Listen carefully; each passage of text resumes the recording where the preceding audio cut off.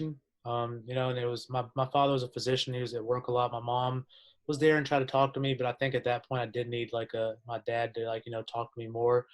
And communication and love. But I mean, I was a tough kid to deal with, given that.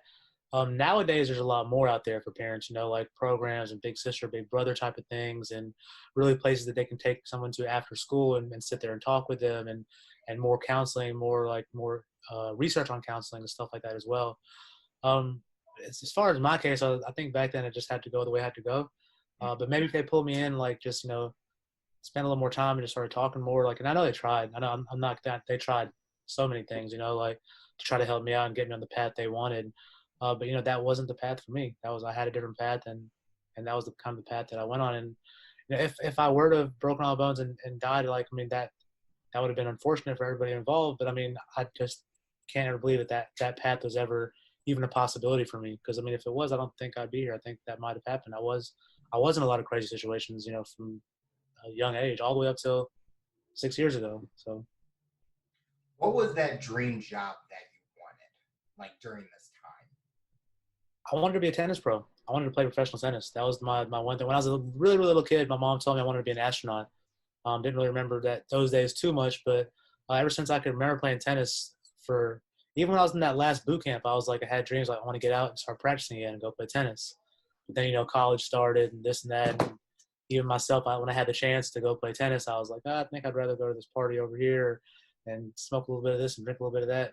That's not really conducive to being a tennis pro. So Would you say that in your pursuit through education that the kind of the party lifestyle took away from what your dreams were wanting? And maybe was it the people that you were being around influenced those decisions to be made?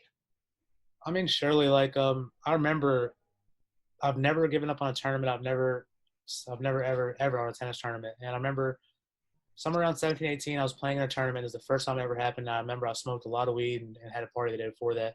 I didn't give the match up, but I kind of gave it away, like playing loosely, because I was like, man, I don't feel good. I remember kind of thinking then, I was like, man, like tennis is out for you, Rocky. Like, might as well think of something else. And it took me 10 years to even think of anything else to do from that point. Literally 10 years, from like 17, 18 to 27, 28. And so, yeah, I mean, 100%. The crowd I was with at that time, I disconnected from them completely. When I kind of made my first changes in my life, I don't hang around those kind of people. I don't see them anymore. And not to say they're bad people, just the situations and the goals and the things they want to do were just not aligned, with who I am now and what I wanted to be to get to this point. So like when I did make, a couple of changes in my life, that was pretty much the first thing that went. Had like a good identity build. I had been in and out of prison already. I had a group of people that looked up to me, and I had street credit from going to prison, whatever you want to call it.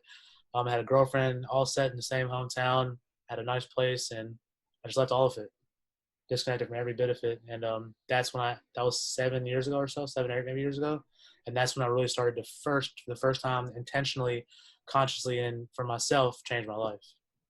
So how long was that kind of lifestyle that you were living with the partying, the drugs, the alcohol, the kind of, and which led to going to prison?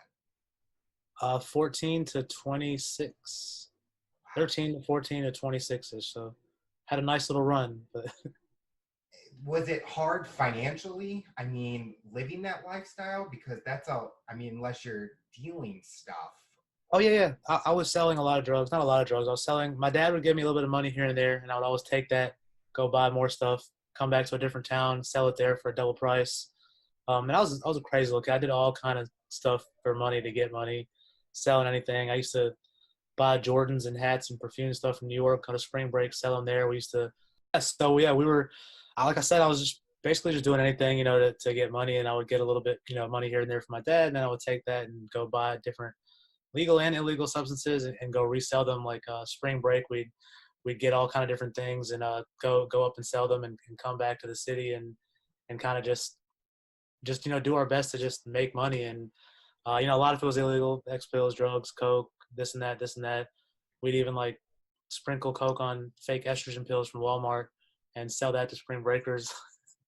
Like, yeah, it was crazy. I was crazy back then, crazy, totally crazy. So